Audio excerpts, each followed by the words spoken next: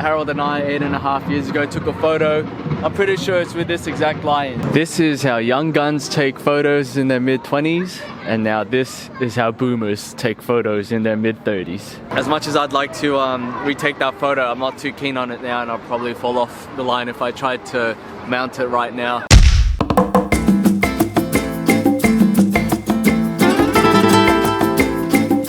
Buenos dias mi entes y bienvenidos to today's video. It is Saturday 8th of December and we wake up in this fine weekend here in the middle of Barcelona. We made our way here yesterday from Madrid, so we caught a 2.5-hour train ride, and this is our last stop before we head back home tomorrow. So yeah, I wasn't really feeling like doing anything today. It's already like 1:30 in the afternoon, so I kind of wasted half the day already, but I thought, hey, you know, it's probably not the last summer in Barcelona, but you know, it's still got to make the most of it. So we will be heading to see Sagrada Familia, which is probably the most popular tourist attraction here in the town. So right now we are at Plaza de Catalonia. My hostel is right there in St. Christopher's Inn.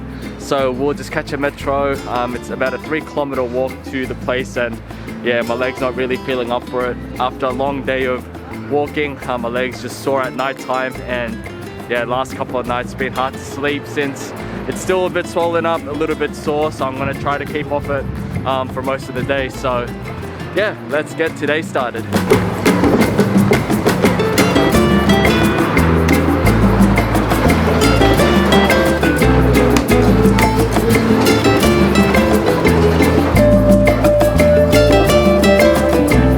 Just get out of Sagrada Familia train station, and then bam, there it is right behind me, the Sagrada Familia Basilica, the most famous attraction here in Barcelona.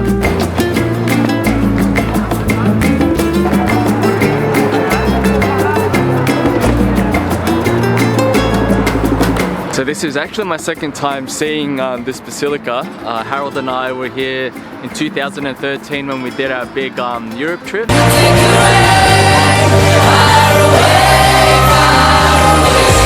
We were around Europe for 6 weeks and only in Spain for about 3 or 4 days, 2 days in Barcelona.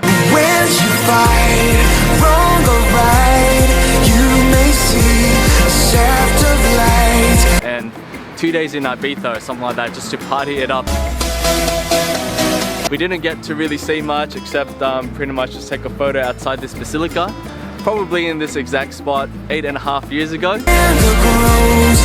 Definitely doesn't feel like 8.5 years ago. Pretty scary when 2013 was that long ago, but yeah, here we are 8.5 years later and it is still unfinished. So just a couple of interesting facts which you may not be aware of. This basilica has been under construction for over a century. So Antoni Gaudi was the lead architect of this basilica, and construction only began in 1882. He died in 1926 and only a quarter of the basilica was built. Now this basilica is being built on just donations alone, so you can imagine how slow that would be taking, and it's estimated that it'll be complete in 2026. So after nearly over a century, or nearly 150 years, we are nearly there. Just another 4 more years to go. So maybe the next time I'm in Europe, I don't know, in another 8 years time or something, hopefully this will be done. And yeah, both times I'm not going to get to see the inside, but maybe when it's finally complete we'll have a look. 150 years is definitely a long time to build something, just in comparison with a couple of other famous structures around the world. It's taken longer to build this than the Egyptian pyramids, and 50 years less than the Great Wall of China. So all the technical advancements have definitely helped with the construction of this basilica and helped speed it up.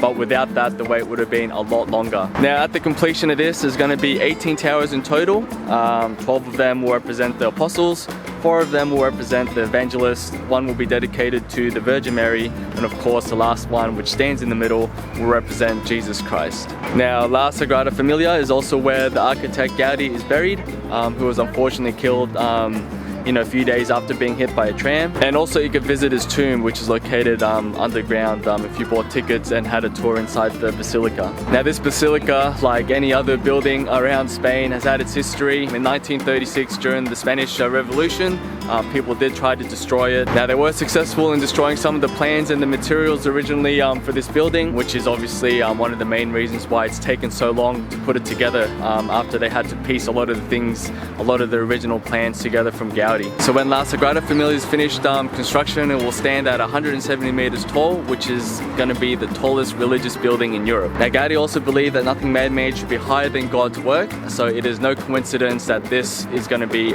only 1 meter shorter than I'm not going to try to pronounce it, Montjuic, maybe I am, Montjuic, which is a mountain in Barcelona, which is its highest point.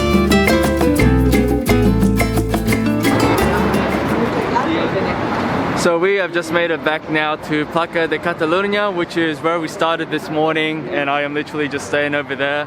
And something I didn't realize is this is actually the start of La Rambla. If you look at the top things to do here in Spain, especially in Barcelona, La Rambla will be #1 on the list. So yeah, I didn't realize this is where it starts, and it's pretty much a two-way pedestrian tourist street, which goes for 1.2 kilometers long.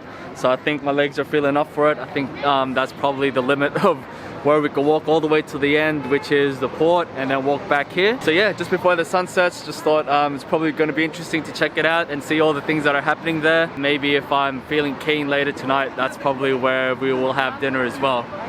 Should have went there last night if I knew. Yeah, it was so close, seeming it was a Friday night last night, and tonight it is Saturday night. Oh well.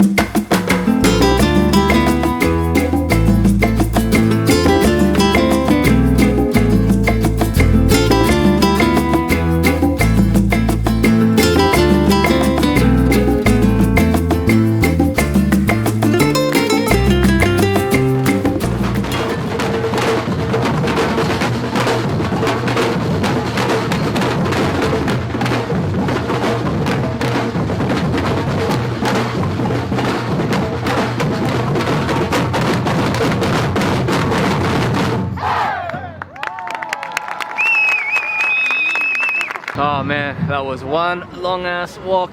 Oh my gosh, I am tired as hell. No, 1.2 kilometers never felt so long. But anyway, we have now made it to the end of La Ramblas, to this Colón de Barcelona. You can tell by this monument, which is right in front of the port there. So behind me, you can go for a walk. So behind me is the port. You know, a few things happening back there, performances, stores, things like that. And you could also go for a walk down the marina. I'm sure there's also a few things happening there, but I just wanted to walk down here because Harold and I 8.5 years ago took a photo. I'm pretty sure it's with this exact lion, mucking around in the middle of the night at La Ramblas, and then we stood up on top of that lion and did the Harold Asen pose. As much as I'd like to retake that photo, I'm not too keen on it now, and I'll probably fall off the line if I tried to mount it right now. This is how young guns take photos in their mid-20s, and now this is how boomers take photos in their mid-30s. This is La Rambla, which goes from Catalunya all the way to the port. One long ass street.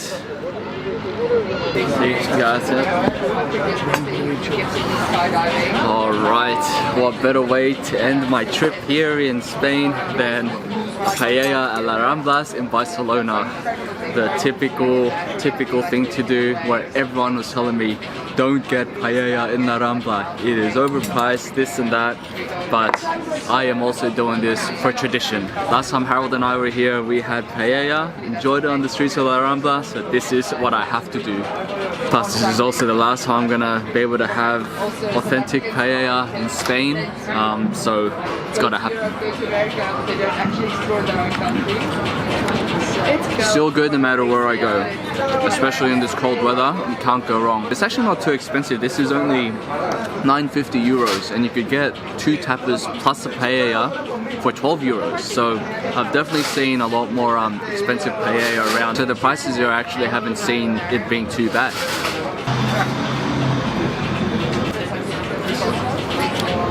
Also, I want to start adjusting my body clock to Sydney time. Sydney time right now is 4 AM.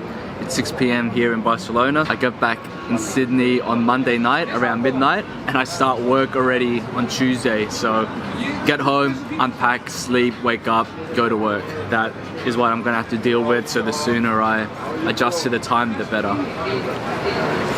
So after I munch this down, I think I'll just head back to the hostel for the night. I really need to check if I've gotten my PCR result. It should arrive in my email within an hour or something, but that's the last piece of the puzzle I need before I can get on my flight back home tomorrow, because I am not getting on that flight, but they're not gonna let me on board that flight unless I have a negative PCR. So if it's late, if it's a positive for whatever reason, I am gonna be absolutely screwed. So I'm a little bit anxious at the moment, so I just wanna chill and find out what it is.